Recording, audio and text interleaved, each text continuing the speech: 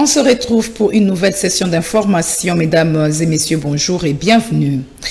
L'armée congolaise affirme avoir stoppé une avancée des rebelles sur la cité de Saké au nord Kivu. La journée d'hier jeudi, d'intenses combats ont en effet opposé les FARDC soutenus par la force de la SADC et les rebelles du M23 appuyés par l'armée rwandaise autour de cette cité du territoire de Massissi. Selon le porte-parole de l'armée au nord Kivu, l'opération vise à mettre la population à l'abri de ces menaces rebelles. Le lieutenant-colonel Guillaume Ndjike continue à plaider pour une collaboration sans faille entre l'armée et la population. Suivez. Tôt le matin de ce jeudi 30 mai, les forces armées de la République démocratique du Congo répliquent efficacement aux provocations de l'armée rwandaise qui tire à l'aveuglette dans la cité de Saké et ses environs.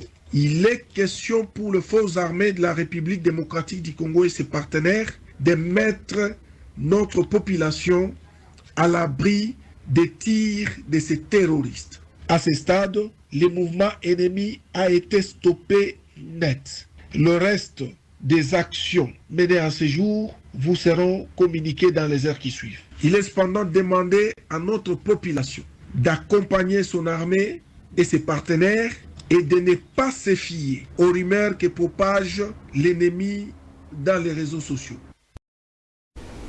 Encore de réactions sur la sortie du gouvernement souminois réagissant sur le profil du nouveau VPM en charge de l'intérieur et sécurité, Jacquemain Chabani, le professeur Dadi Saleh, expert sur les questions sécuritaires, voit en lui la restauration de la paix dans l'est de la RDC. Il a été approché par Nico Kassanda. Nommé ministre de l'Intérieur, Jacquemain Chabani a la responsabilité de jouer un rôle majeur pour la restauration de la paix dans l'est de la RDC. À ce sujet, le professeur Dadi Saleh, expert sur les questions de sécurité, voit en lui le profil d'une personne qui a la maîtrise de la partie est de la RDC en tant que ressortissant. Par rapport à l'intérieur, on comprend effectivement que il y a quand même un peu d'expertise par rapport à ces profils-là et nous espérons qu'ils maîtrisent les questions de l'Est. C'est un enfant de l'Est, c'est là où il y a un peu plus d'insécurité.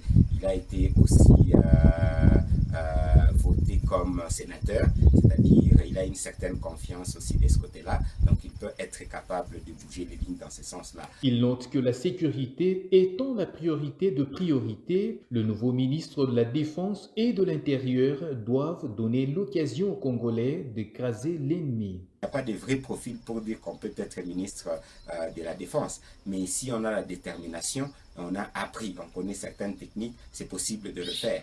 Et parce que la sécurité, c'est une priorité. C'est la priorité des priorités. En République démocratique du Congo, nous devons nous battre contre le Rwanda, contre les envahisseurs, contre tous les terroristes. Donc le ministre de la Défense, le ministre de l'Intérieur, qui doit nous permettre aussi d'écraser tous les terroristes, tous les gens qui effectivement sont à l'intérieur, mais qui arrivent à ne pas respecter la République démocratique du Congo. S'agissant de l'économie, le professeur Dadi Saleh invite le nouveau ministre de l'économie nationale à proposer à la première ministre l'économie des guerres. Par rapport à l'économie, là c'est une vraie révolution qu'il faut, comme on l'a toujours demandé. Donc le profil par rapport à l'économie, on attendrait vraiment les résultats. Mais le ministre de l'économie, c'est qu'on ne peut pas vivre sans que notre économie puisse marcher. On doit veiller à la production, à la distribution, à la consommation. Tous les Congolais attendent ça pour que les social des Congolais puissent s'améliorer, pour que nous puissions même, ce que nous avons proposé depuis longtemps, faire ce qu'on appelle l'économie de guerre. Nous espérons que le ministre de l'économie va être capable de proposer au Premier ministre l'économie de guerre pour que nous puissions vraiment nous battre et être capables d'avoir une économie florissante. Tout compte fait, les Congolais n'attendent que des résultats. Et ces mécontentements du caucus des députés nationaux de Maniema après la publication du gouvernement souminois, ces députés nationaux déplorent l'absence de la représentativité des fils et filles de leur province au sein des institutions de la République. Ces élus demandent donc au président de la République de réparer. Nico Kassanda revient. Dans une déclaration faite le mercredi 29 mai 2024, ces caucus des élus nationaux de Maniema déplorent l'absence des fils et filles de Maniema dans le partage des responsabilités au sein des institutions du pays. Les députés nationaux du Maniema sont surpris de voir qu'aucune fille ni aucun fils du Maniema n'a eu la chance d'être nominé parmi les 54 membres du gouvernement de la République, alors que la Constitution de notre pays, dans son article 90, alinéa 3, stipule que la composition du gouvernement doit tenir compte de la représentativité nationale. La province du Maniema n'est donc pas représentée ni au bureau de l'Assemblée nationale, ni au gouvernement de la République, ce qui inquiète toute la population du Maniema que nous représentons.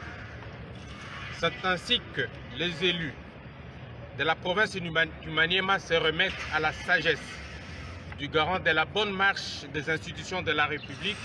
Nous avons cité son Excellence Félix Antoine Tshisekedi Tshilombo, président de la République, chef de l'État pour réparation.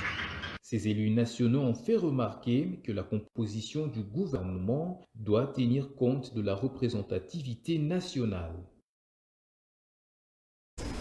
Et puis, mettre fin aux tracasseries routières sous toutes ses formes, c'est ce que les motocyclistes attendent du nouveau ministre des Transports, Jean-Pierre Bemba Gombo. Leurs propos sont recueillis pour vous par Emile Kambidio et Onésime Foulouassa.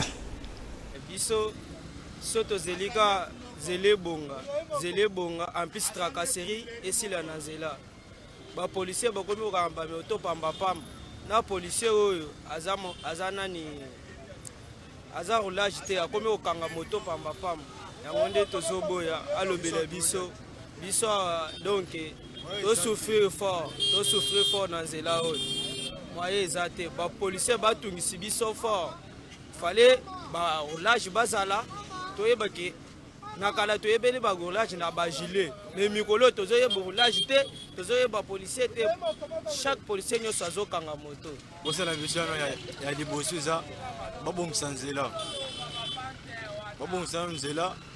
trop malaise policier na amuyibi policier za roulage pas diguer ba policier akomi kokanga moto pampamba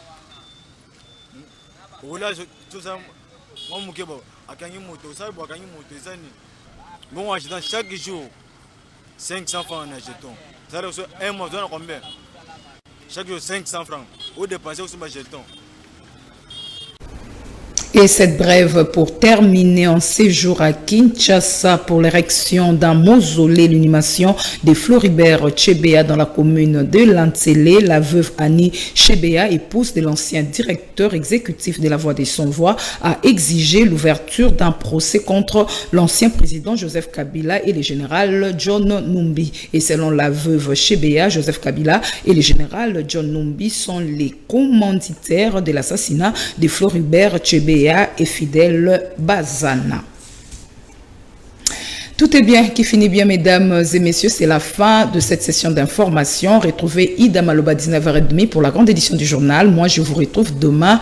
Bon après-midi chez vous en compagnie de la télévision du repos.